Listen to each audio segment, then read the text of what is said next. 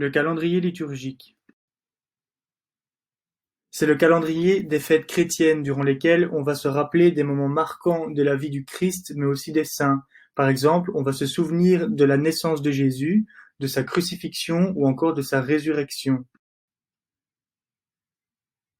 Certaines de ces fêtes ont une date fixe, comme Noël qui tombe toujours le 25 décembre, mais d'autres sont mobiles. C'est le cas de Pâques, par exemple, qui ne tombe pas toujours à la même date chaque année, parce que cette date dépend du cycle de la Lune.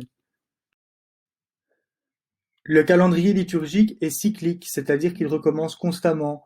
À la fin de chaque année liturgique, le calendrier se répète. Il repose sur plusieurs grandes périodes, comme les temps de Noël et de Pâques en blanc, les périodes d'attente en mauve, la semaine sainte en rouge et le temps ordinaire en vert.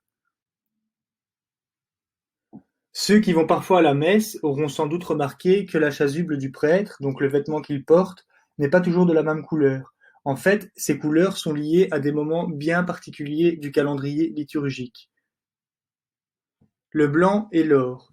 Ils symbolisent la pureté, la lumière et la sainteté, mais aussi la joie, la fête, la vie et la résurrection. C'est pour ça qu'on les utilise pour les fêtes liées au Christ, mais aussi pour les fêtes liées à Marie et les fêtes des saints qui ne sont pas morts en martyrs, donc qui n'ont pas été tués pour leur foi.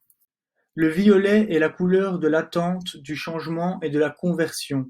C'est la couleur la plus sombre du calendrier liturgique, signe de patience et de modération. Ce n'est pas une couleur festive comme le blanc et l'or, c'est pourquoi on l'utilise pour les périodes d'attente de l'Avent et du Carême, mais aussi pour l'office des défunts.